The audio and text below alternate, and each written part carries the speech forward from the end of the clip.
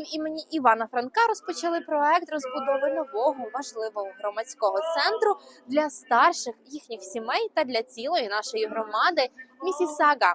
Під час офіційного започаткування будівництва міністр довготривалої опіки в Онтаріо Стан Чо підкреслив, що цей проект є надійним партнерством провінції Онтаріо з українською громадою. So there's a couple of numbers I'll share with you, Yuri.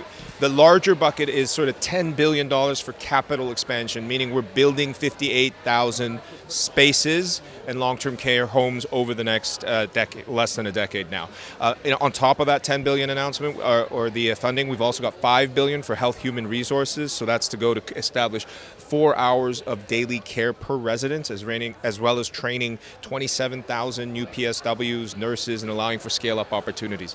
Now, how that relates specifically here to Ivan Franko is that we've dedicated over the next 30 years a total of $220 million, and how that breaks down is one-time funding of $21.4 million to get shovels in the ground, but we know costs went up, so there's another $65 million over the next 20 years, as well as $133 million of operational funding so that we can service our wonderful seniors here. Look, the Ukrainian-Canadian community is hugely important to us. You know our government and our premier stands with Ukraine. It's obviously a difficult time for the community, but today is about seniors and those who took care of us, and we're giving back to the wonderful Ukrainian-Canadian seniors today.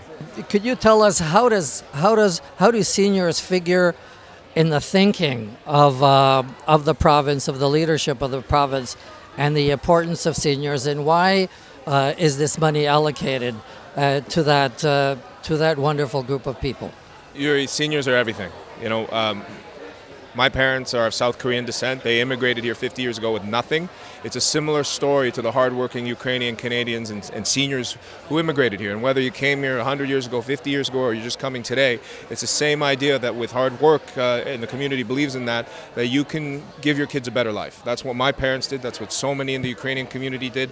And we owe our seniors. Let's not forget where we come from, right? They took care of us. It is our moral duty to take care of them. That's why we're here today. That's our guiding principle at the Ministry of Long-Term Care, where we're going to make sure our seniors are well taken care of. Minister Cho, we understand that there are relationships involved here, and for you to allocate that kind of significant amount of money means that you believe that it's a two-way street, and that we're capable of doing what's needed to be done.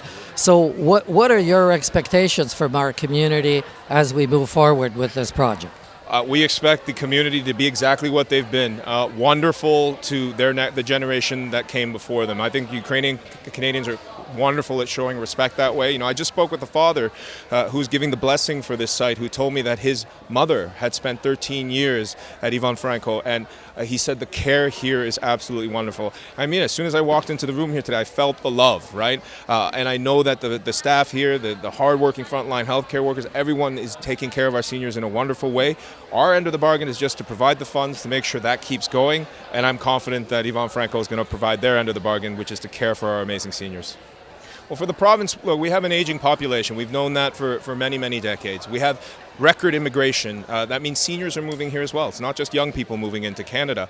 So we have a duty to make sure that we took care of those who took care of us, as I said. So you have to build the capacity. You have to make sure the health human resources are there. And particularly for the Ukrainian community, let's not forget that many of our displaced refugees are from Ukraine and moving into the community. Given our geopolitical instability and the fact that we need to take care of our seniors, it is our moral obligation to make sure that they are taken care of. I'll say, Slava Ukraine. I love the Ukrainian Canadian community. We stand with them, and we'll make sure we take care of their seniors as well.